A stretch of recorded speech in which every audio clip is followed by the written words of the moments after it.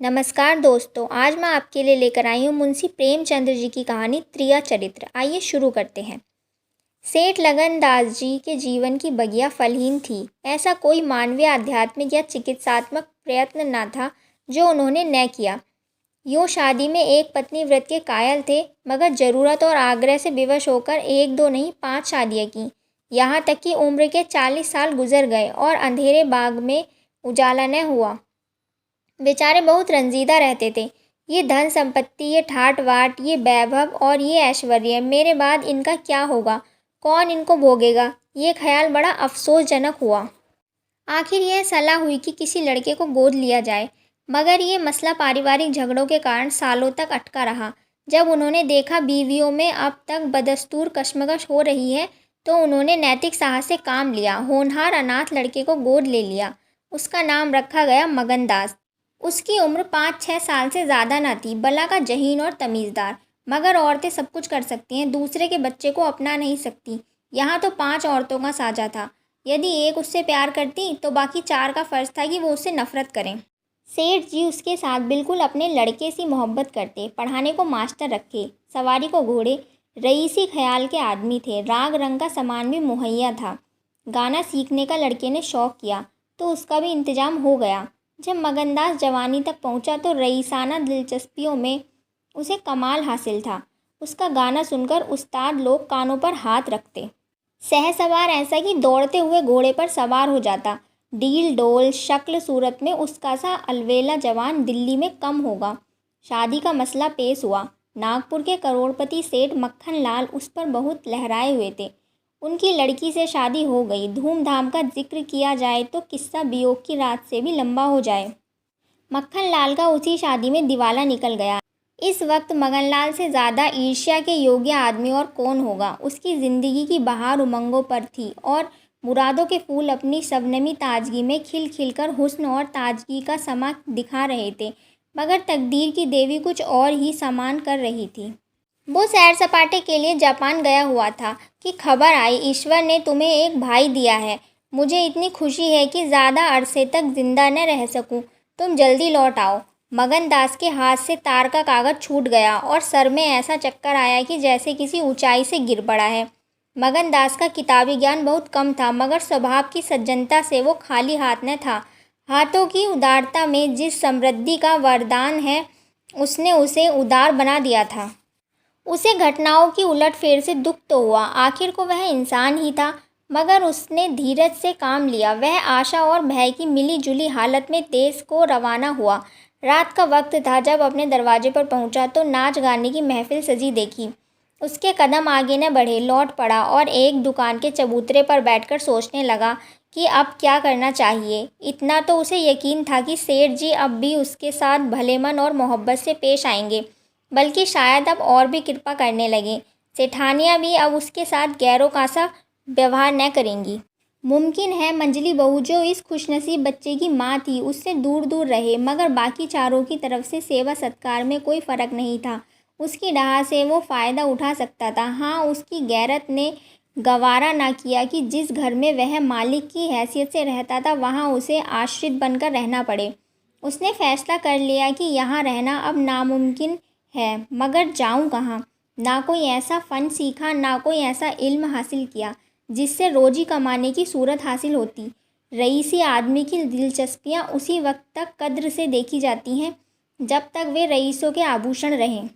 जीविका बनकर वे सम्मान के पद से गिर जाती हैं। अपनी रोज़ी हासिल करना उसके लिए कोई ऐसा मुश्किल काम न था। किसी सेठ साहूकार के यहाँ मुनीम बन सकता था, किसी कारखाने की तरफ से एजेंट हो सकता था, मगर उसके कंधे पर एक भारी जुआ रखा हुआ था। उसे क्या करे।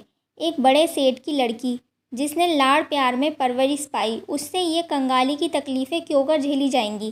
क्या मक्खन लाल की लाडली बेटी एक ऐसे आदमी के साथ रहना पसंद करेगी जिसे रात की रोटी का भी ठिकाना नहीं। मगर इस फिक्र में अपनी जान क्यों खपाऊं। मैंने अपनी मर्जी से शादी नहीं की, मैं बराबर इनकार करता रहा।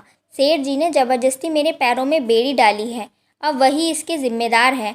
मुझसे कोई वास्ता नहीं। लेकिन जब उसने दोबारा ठंडे दिल से इस मसले पर गौर किया तो बचाव की कोई सूरत नज़र न आई। आखिरकार उसने ये फैसला किया कि पहले नागपुर चलूं, जरा उन महारानी के तौर तरीके को देखूं, बाहर ही बाहर उनके स्वभाव के मिजाज की गौर करूं। उस वक्त तय करूंगा कि मुझे क्या करना चाहिए।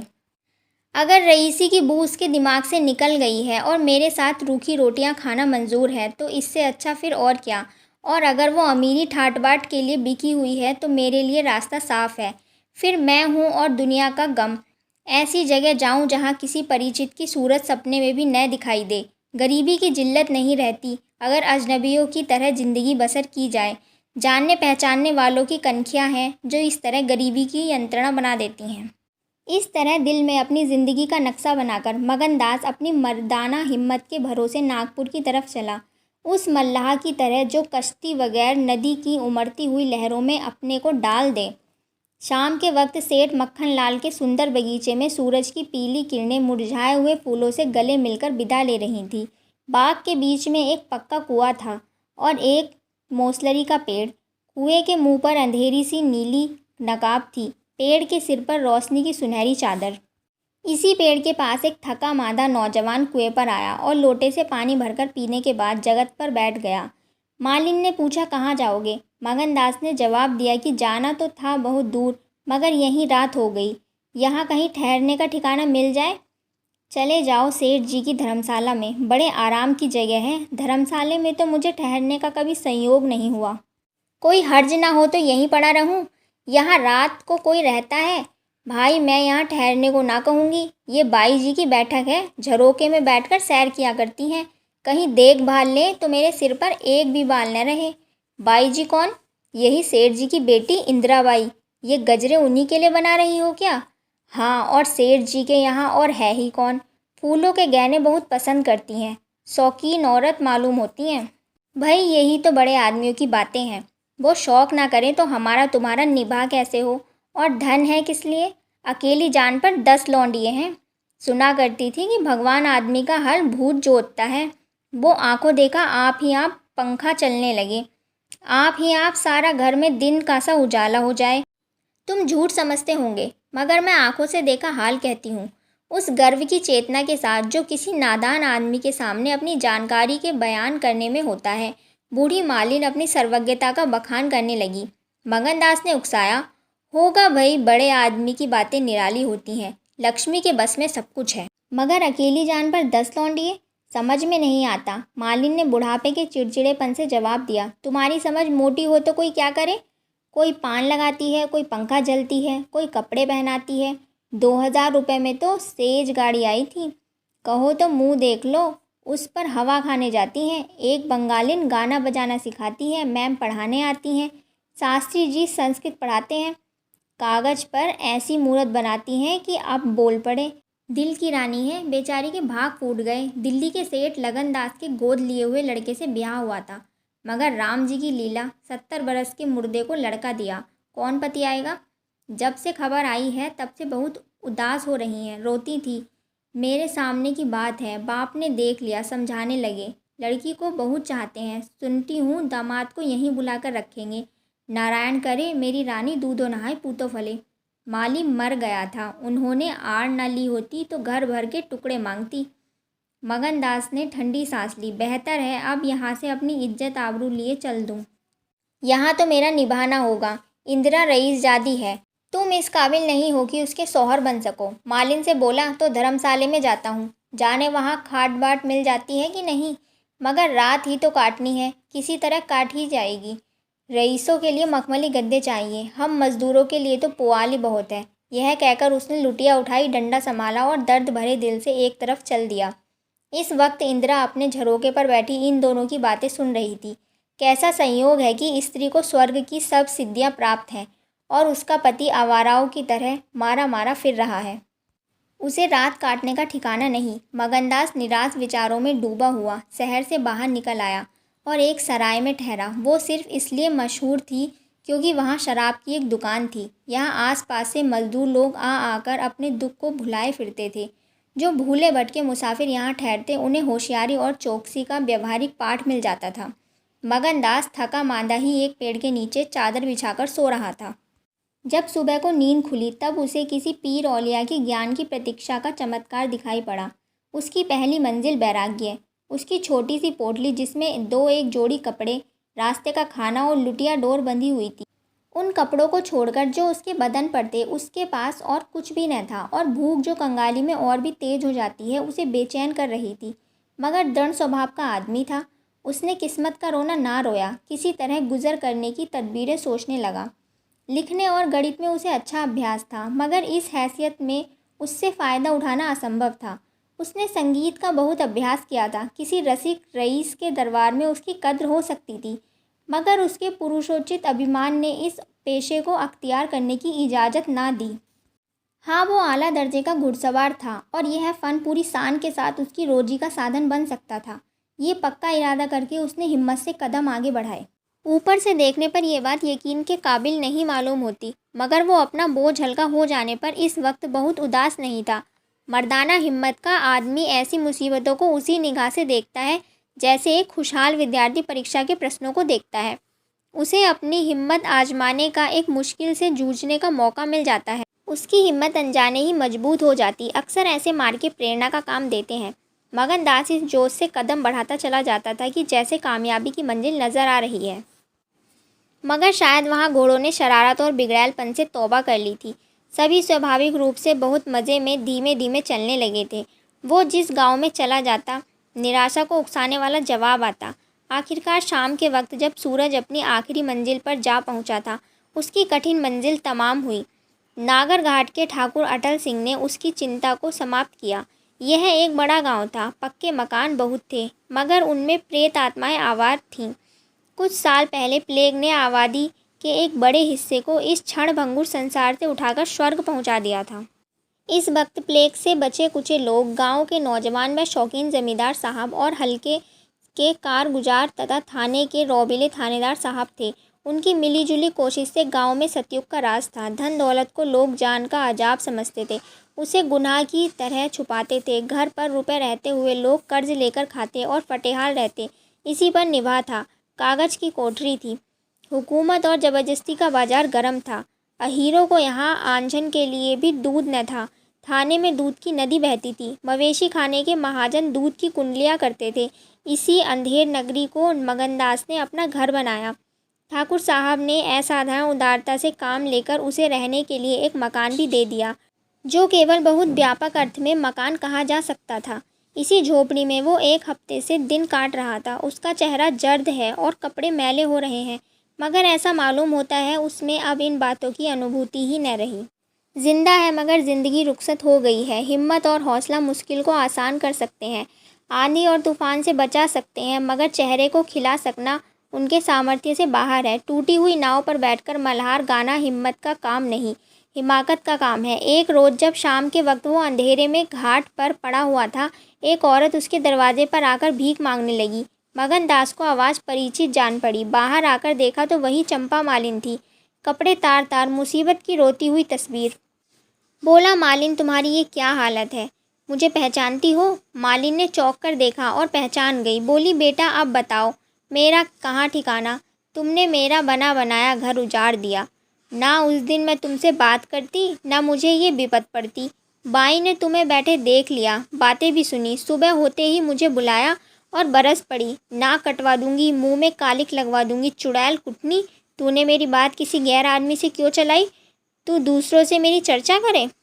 वो क्या तेरा दामाद था जो तू उससे मेरा दुखड़ा रोती थी? जो कुछ मुंह में आया बकती रही। मुझसे भी न सहा गया। रानी रूठेगी अपना सुहाग लेके। बोली, बाई जी मुझसे कसूर हुआ, लेकिन अब मैं जाती हूँ। छींकते ना करती है। मेरा निभा यह न होगा। ईश्वर ने मुँह दिया है तो आहार भी देगा। 4 घर से मांगूंगी तो मेरे पेट का हो जाएगा। उस छोकरी ने मुझे खड़े खड़े निकलवा दिया। बताओ, मैंने तुमसे कौन सी शिकायत की थी? उसकी क्या चर्चा की थी? मैं तो उसका बखान कर रही थी, मगर बड़े आदमियों का गुस्सा भी बड़ा होता है। अब बताओ मैं किसकी होकर रहूं? 8 दिन इसी तरह टुकड़े मांगते हो गए। एक भतीजी उनके यहाँ लौंडियों में नौकर थी, उसी दिन उसे भी निकाल दिया। तुम्हारी बदौलत जो कभी न किया था वो करना पड़ा। तुम्हें कहाँ का दोष लगाऊं? किस्मत में जो कुछ लिखा था देखना पड़ा। मगनदास सन्नाटे में था। मिजाज का ये हाल है, ये घमंड, ये शान। मालिन को इत्मीनान दिलाया। मेरे पास अगर दौलत होती तो उसे मालामाल कर देता। सेठ मक्खनलाल की बेटी को भी मालूम हो जाता। कि रोजी की कुंडली उसी के हाथ में नहीं है। बोला, तुम फिक्र ना करो, मेरे घर में आराम से रहो, अकेले मेरा जी भी नहीं लगता। सच कहो तो मुझे तुम्हारी तरह एक औरत की तलाश थी। अच्छा हुआ जो तुम आ गई। मालिन ने आंचल फैलाकर आशीष दिया। बेटा तुम जुग जुग जियो, बड़ी उम्र हो। यहाँ कोई घर मिले तो मुझे दिलवा दो, मैं यहीं रहूँगी। तो मेरी भतीजी कहाँ जाएगी? वो बेचारी शहर में किसके आसरे रहेगी? मंगन लाल के खून में जोश आया। उसके स्वाभिमान को चोट लगी। उन पर ये आफत मेरी लाई हुई है। उनकी इस आवारागर्दी का जिम्मेदार मैं हूँ। कोई हर्ज ना हो तो उसे भी यहीं ले आओ। मैं दिन को यहाँ बहुत कम रहता हूँ, रात को बाहर चारपाई डालकर पड़ा रहूँगा। मेरी वजह से तुम लोगों को कोई तकलीफ़ ना होगी। यहाँ दूसरा मकान मिलना मुश्किल है। यही झोपड़ा बड़ी मुश्किलों से मिला है। यह अंधेर नगरी है। जब तुम्हारा सुविधा कहीं लग जाए तो चली जाना। मगन दास को क्या मालूम था कि हज़रत इश्क उसकी ज़ुबान पर बैठे उससे ये बात कहला रहे हैं। क्या ये ठीक है कि इश्क पहले मासूक के दिल में पैदा होता है? नागपुर इस गांव से 20 मील की दूरी पर था। चंपा उसी दिन चली आई और तीसरे दिन रंभा के साथ लौट आई। ये उसकी भतीजी का नाम था। उसके आने से झोपड़े में जान सी पड़ गई। मगर मगनदास के दिमाग में मालिन की लड़की की जो तस्वीर थी उसका रंभा से कोई मेल न था। वो सौंदर्य नाम की चीज़ का अनुभवी जौहरी था, मगर ऐसी सूरत जिस पर जवानी की ऐसी मस्ती और दिल का चैन छीन लेने वाला आकर्षण हो, उसने पहले कभी नहीं देखा था। उसकी जवानी का चांद अपनी सुनहरी और गहरी शान के साथ चमक रहा था। सुबह का वक्त था। मगनदास दरवाजे पर पड़ा ठंडी ठंडी हवा का मज़ा उठा रहा था। रंभा सिर पर घड़ा रखे पानी भरने को निकली। मगनदास ने उसे देखा और एक लंबी सांस खींचकर उठ बैठा। चेहरा मोहरा बहुत ही खूबसूरत, ताजे फूल की तरह खिला हुआ चेहरा, आंखों में गंभीर सरल। मगनदास को उसने भी देखा। चेहरे पर लाज की लाली दौड़ गई। प्रेम ने पहला वार किया। मगनदास सोचने लगा, क्या तकदीर यहाँ कोई और गुल खिलाने वाली है? क्या दिल मुझे यहाँ भी चैन न लेने देगा? रंभा तू यहाँ नहा की आई, नहा की एक गरीब का खून तेरे सिर पर होगा। मैं तो अब तेरे हाथों बिक चुका, मगर क्या तू भी मेरी हो सकती है? लेकिन नहीं, इतनी जल्दबाजी ठीक नहीं। दिल का सौदा सोच समझ कर करना चाहिए। तुमको अभी जब्त करना होगा। रंभा सुंदरी है, मगर झूठे मोती आओ और ताव उसे सच्चा नहीं बना सकती। तुम्हें क्या खबर उस भोली लड़की के कान प्रेम के शब्द से परिचित हैं या नहीं? कौन कह सकता है कि उसके सौंदर्य की वाटिका पर फूल चुनने वाली के हाथ नहीं पड़ चुके हैं? अगर कुछ दिनों की दिल बगस्ती के लिए कुछ चाहिए तो मैं आज़ाद हूँ, मगर ये नाजुक मामला है। संभल के कदम रखना। पेशेवर जातों में पड़ने वाला सौंदर्य नैतिक बंधनों से मुक्त होता है।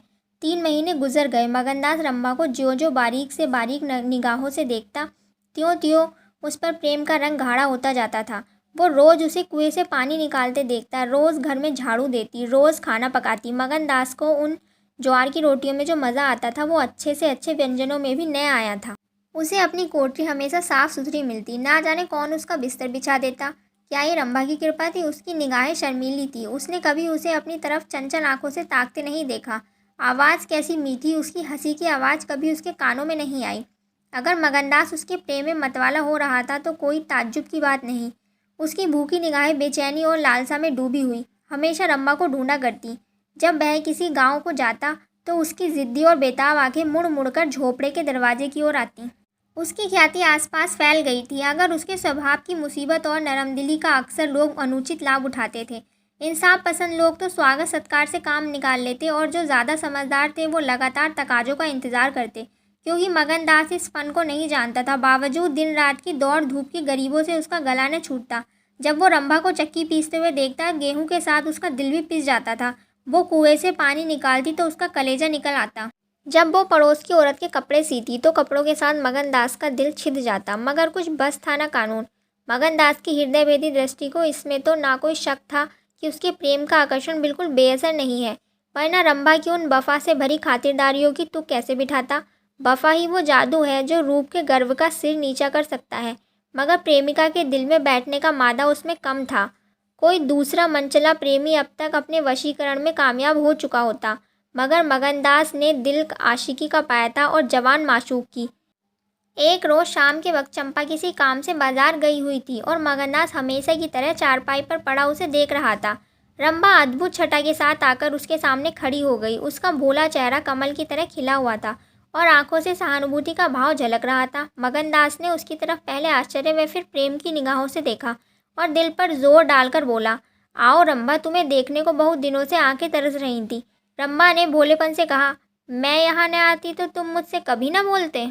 मगनदास का हौसला बढ़ा, बोला बिना मर्जी पाए तो कुत्ता भी नहीं आता। रंभा मुस्कुराई, कली की तरह खिल गई। मैं तो अपनी ही चली आई। मगनदास का कलेजा उछल पड़ा। उसने हिम्मत करके रंभा का हाथ पकड़ लिया और भावावेश से कांपती हुई आवाज़ में बोला, नहीं रंभा, ऐसा नहीं है, ये मेरी महीनों की तपस्या का फल है। मगनदास ने बेताब होकर उसे गले लगा लिया। जब वो चलने लगी तो अपने प्रेमी की ओर से प्रेम भरी दृष्टि से देखकर बोली, अब ये प्रीत हमको निभानी होगी। पौ फटने के वक्त जब सूर्यदेव के आगमन की तैयारियां हो रही थी, मगनदास की आंखें खुली। रंभा आटा पीस रही थी। उस शांतिपूर्ण सन्नाटे में चक्की की आवाज़ बहुत सुहानी मालूम होती थी और उससे सुर मिलाकर अपने प्यारे नगमे गाती थी। झुलनिया मोरी पानी में गिरी, मैं ना जानू पिया मोको मन है। झुलनिया मेरी पानी में गिरी। साल भर गुजर गया। मगनदास की मोहब्बत और रंभा के सलीके ने उस वीरान झोपड़े को कुंज बाग बना दिया। अब वहाँ गाय थी, क्यारियाँ थी और देहाती ढंग के मोड़े थे।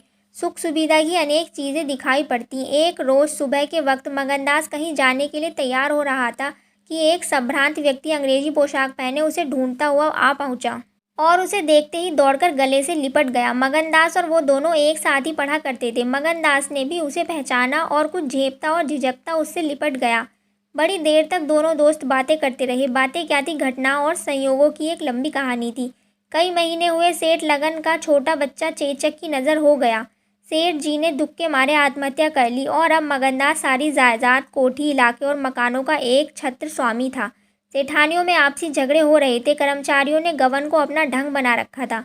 बड़ी सेठानी उसे बुलाने के लिए खुद आने को तैयार थी, मगर वकील साहब ने उन्हें रोका था। मगनदास ने मुस्कुराकर पूछा, तुम्हें क्यों कर मालूम हुआ कि मैं यहाँ हूँ?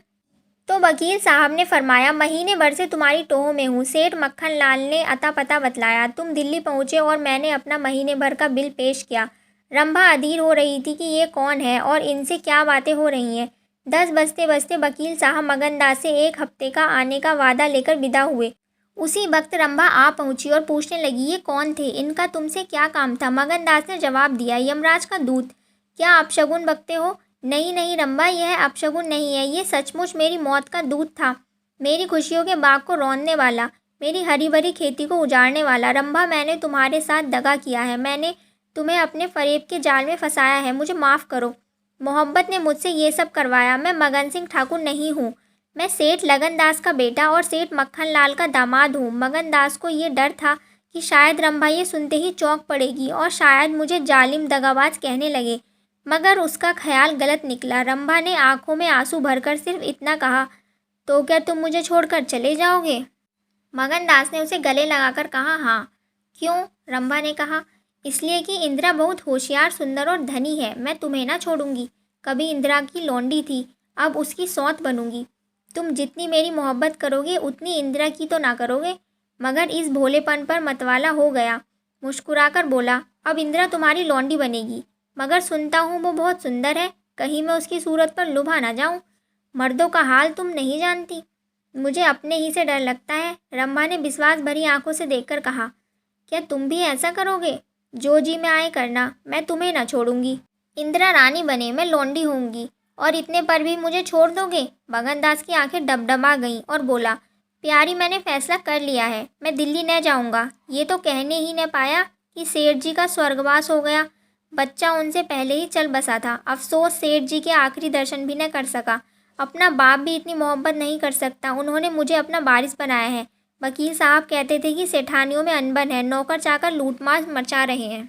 वहाँ का ये हाल है और मेरा दिल वहाँ जाने पर राज़ी नहीं होता। दिल तो यहाँ है, वहाँ कौन जाए?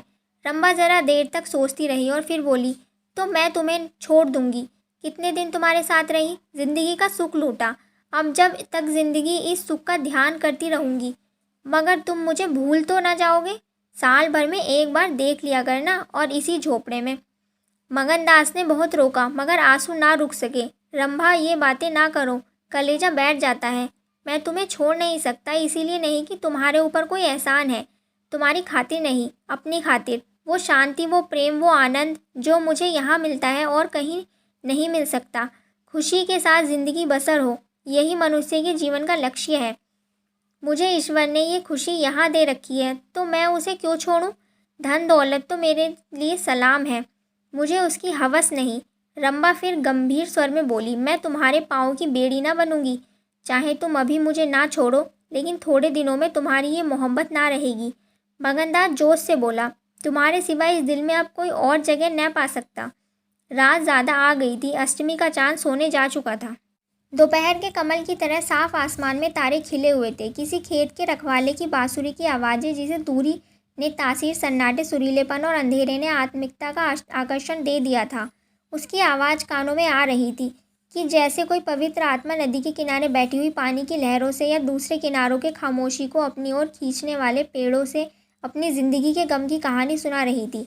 मगनदास सो गया, मगर रंभा की आंखों में नींद ना आई। सुबह हुई तो मगनदास उठा और रंभा को पुकारने लगा, मगर रंभा रात को ही अपनी चाची के साथ वहाँ से कहीं चली गई। मगनदास को इस मकान की दरों दीवारों पर एक हसरत सी छाई मालूम हुई कि जैसे घर की जान निकल गई। वो घबराकर उस कोठरी में गया जहाँ रंभा रोज़ चक्की पीसती थी, मगर अफसोस आज चक्की एकदम निश्चल थी। फिर वो कुएं की तरफ दौड़ा गया, लेकिन ऐसा मालूम हुआ कि कुएं ने उसे निगल जाने के लिए अपना मुंह खोल दिया है। तब वो बच्चों की तरह चीख उठा, रोता हुआ फिर उसी झोपड़ी में आया जहाँ कल रात तक प्रेम का वास था। मगर उस वक्त वो शोक का घर बना हुआ था। उसके आंसू थमे तो उसने घर में चारों तरफ नज़रें दौड़ाईं। रंभा की साड़ी परगनी पर पड़ी हुई थी। एक पिटारी में वो कंगन रखा था जो मगनदास ने उसे दिया था। बर्तन सब रखे हुए थे, साफ और सुथरे। मगनदास सोचने लगा, रंभा, तूने रात को कहा था तुम्हें छोड़ दूंगी। क्या तूने वो बात दिल से कही थी? मैंने तो समझा था कि तू दिल लगी कर रही है, नहीं तो मैं तुझे कलेजे में छिपा लेता। मैं तो तेरे लिए सब कुछ छोड़ बैठा था। तेरा प्रेम मेरे लिए सब कुछ था। अब मैं यूँ बेचैन हूँ। क्या तू बेचैन नहीं है? हाय, तू रो रही है। मुझे यकीन है कि तू अब भी लौट आएगी। फिर सजीव परिकल्पनाओं का एक जमघट उसके सामने आया। वो नाजुक अदाएँ, वो मतवाली आँखें, वो भोली भाली बातें, वो अपने को भूली हुई मेहरबानियाँ, वो जीवनदायी मुस्कान, वो आशिकों जैसी दिलजोइयाँ, वो प्रेम का नशा, वो हमेशा खिला रहने वाला चेहरा, वो लचक लचक कर कुएं से पानी लाना, वो इंतज़ार की सूरत, वो मस्ती से भरी बेचैनी, ये सब तस्वीरें उसकी निगाहों के सामने बेताबी के साथ फिरने लगी। मगनदास ने एक ठंडी सांस ली और एक और दर्द से उमड़ती हुई नदी को मर्दाना जब्त के साथ रोककर खड़ा हुआ। नागपुर जाने का पक्का फैसला हो गया। तकिए के नीचे से संदूक की कुंजी उठाई तो कागज़ का एक टुकड़ा निकल आया। ये रंभा की विदा की चिट्ठी थी। प्यार, मैं बहुत रो रही हूँ, मेरे पैर नहीं उठते, मगर मेरा जाना ज़रूरी है। तुम्हें जगाऊंगी तो तुम जाने ना दोगे। कैसे जाऊँ अपने प्यारे पति को, कैसे छोड़ दूँ? किस्मत मुझसे ये आनंद का घर छुड़वा रही है। मुझे बेवफा ना कहना, मैं तुमसे फिर कभी मिलूँगी। मैं जानती हूँ कि तुमने मेरे लिए सब कुछ त्याग दिया है, मगर तुम्हारे लिए ज़िंदगी में बहुत कुछ उम्मीदें हैं। मैं अपनी मोहब्बत की धुन में तुम्हें उन उम्मीदों से क्यों दूर रखूँ? अब तुमसे जुदा होती हूँ, मेरी सुध मत भूलना। मैं तुम्हें हमेशा याद रखूँगी। ये आनंद के दिन कभी ना भूलेंगे। क्या तुम मुझे भूल सकते हो? तुम्हारी प्यारी रंभा। मगनदास को दिल्ली आए 3 महीने गुजर चुके हैं। इस बीच उसे सबसे बड़ा जो निजी अनुभव हुआ वो ये था कि रोजी की फ़िक्र और धंधों की बहुतायत से उमड़ती हुई भावनाओं का जोर कम किया जा सकता है। 1.5 साल पहले का बेफिक्र नौजवान अब एक समझदार और सूझबूझ रखने वाला आदमी बन गया था। सागर घाट के उस कुछ दिनों के रहने में उसे रियाया की उन तकलीफ़ों का ज्ञान हो गया था जो कारिंदों और मुख्तारों की शक्तियों की बदौलत के कारण होता है। उसने उसे रियाया के इंतजाम में मदद की। जो कर्मचारी दबी जुबान से उसकी शिकायत करते थे वो अपनी किस्मत और जमाने की उलटफेर को कोसते थे, और रियाया खुश थी। हाँ, जब वो धंधों से फुर्सत पाता, एक भोली भाली लड़की उसके ख्यालों में आ बैठती। थोड़ी देर के लिए सागर घाट का वो हरा भरा झोपड़ा उसकी मस्ती आंखों के सामने आ बैठती। सारी बातें उसे याद आकर उसके दिल को मसोसने लगती। लेकिन कभी कभी खुद व खुद उसका ख्याल इंदिरा की तरफ आ पहुंचता। उसके दिल में रंभा की वही जगह थी, मगर किसी तरह उसमें इंदिरा का ख्याल भी आ जाता। इन हालातों और आफतों में उसे इंदिरा से बेचार कर दिया था। वो अब रुखसत हो गई थी। अब उसे इंदिरा से कुछ हमदर्दी हो गई। अगर उसके मिजाज में घमंड है, हुकूमत है, तकल्लुफ़ है, शान है, तो ये उसका कसूर नहीं। ये रईसज़ादों की आम कमज़ोरियाँ हैं। यही उनकी शिक्षा है। वे बिल्कुल बेबस व मजबूर हैं। इन बदले हुए और संतुलित भावों के साथ वहाँ वो बेचैनी के साथ रंभा की याद को ताज़ा किया करता था। वहाँ इंदिरा का स्वागत करने और अपने दिल में जगह देने के लिए तैयार था। वो दिन दूर नहीं था जब उसे उस आजमाइश का सामना करना पड़ेगा। उसके कई आत्मीय अमीराना शान शौकत के साथ इंदिरा को विदा कराने नागपुर गए हुए थे। मगनदास की तबीयत आज तरह तरह के भावों के कारण, जिनमें प्रतीक्षा और मिलन की उत्कंठा विशेष थी, उचाट सी हो रही थी। जब कोई नौकर आता तो वह संभल बैठता कि इंदिरा आ पहुंची। आखिर शाम के वक्त जब दिन और रात गले मिल रहे थे, जनान खाने में जोर जोर से गाने की आवाज़ों ने बहू के पहुंचने की सूचना दी। सुहाग की सुहानी रात थी। 10 बज गए थे। खुले हुए हवादार सहन में चारों ओर चांदनी छिटकी हुई थी। वो चांदनी जिसमें नशा है, आरजू है और खिंचाव है। गमलों में खिले हुए गुलाब और चंपा के फूल चांद की सुनहरी चांदनी में और भी गंभीर नजर आते थे। मगनदास इंदिरा से मिलने के लिए चला। उसके दिल में लालसाएं जरूर थी, मगर एक पीड़ा भी थी, दर्शन की उत्कंठा भी थी, मगर प्यास से खाली। मोहब्बत नहीं, प्राणों का खिंचाव था जो उसे खींचे लिए जाता था। उसके दिल में बैठी हुई रंभा शायद बार बार बाहर निकलने की कोशिश कर रही थी, इसलिए दिल में धड़कन हो रही थी। वो सोने के कमरे के दरवाजे पर पहुंचा। रेशमी पर्दा पड़ा हुआ था। उसने पर्दा उठा दिया। वहां एक औरत सफ़ेद साड़ी पहने खड़ी थी। हाथ चंद खूबसूरत चूड़ियों के सिवा उसके बदन में एक भी जेवर न था। पर्दा उठा और मगनदास ने अंदर कदम रखा। वो मुस्कुराती हुई उसकी तरफ बढ़ी। मगनदास ने उसे देखा और चकित हो गया। बोला, रंभा, और दोनों प्रेमावेश में लिपट गए। दिल में बैठी हुई रंभा बाहर निकल आई। साल भर गुजर जाने के बाद एक दिन इंदिरा ने अपने पति से कहा, क्या रंभा को बिल्कुल भूल गए? कैसे बेवफा हो, कुछ याद है? उसने चलते वक्त तुमसे क्या विनती की थी? मगनदास ने कहा, खूब याद है। वो आवाज़ भी कानों में गूंज रही है। मैं रंभा को भोली भाली लड़की समझता था। मैं न जानता था कि ये त्रिया चरित्र का जादू है। मैं रंभा को अब भी इंदिरा से ज़्यादा प्यार करता हूँ। तुम्हें डहा तो नहीं होती? इंदिरा ने हंसकर जवाब दिया, डहा क्यों हो?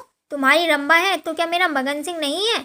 मैं अब भी उस पर मरती हूँ। दूसरे दिन दोनों दिल्ली से एक राष्ट्रीय समारोह में शामिल होने का बहाना करके रवाना हो गए और सागर घाट जा पहुँचे। वो झोपड़ा, वो मोहब्बत का मंदिर, वो प्रेम भवन फूल और हरियाली से लहरा रहा था। चंपा मालिन उन्हें वहाँ मिली। गांव के जमींदार उनसे मिलने के लिए आए। कई दिन तक फिर मगन सिंह को घोड़े निकालने पड़े। रंभा कुएं से पानी लाती, खाना पकाती, फिर चक्की पीसती और गाती। गांव की औरतें फिर उससे अपनी कुर्तियाँ और बच्चों की लेसदार टोपियाँ सिलाती हैं। हाँ, इतना ज़रूर कहती है कि उसका रंग कैसा निकल आया है, हाथ पाँव कैसे मुलायम पड़ गए हैं। ये किसी बड़े घर की रानी मालूम होती है, मगर स्वभाव वही है, मीठी बोली है, वही मुरब्बत, वही हंसमुख चेहरा। इस तरह एक हफ्ते सरल और पवित्र जीवन का मज़ा उठाने के बाद दोनों दिल्ली वापस आ गए। और अब 10 साल गुजरने के बाद भी साल में एक बार उस झोपड़े के नसीब जागते हैं। वो मोहब्बत की दीवार उन दोनों प्रेमियों को अपनी छाया में आराम देने के लिए खड़ी है। कहानी समाप्त। धन्यवाद।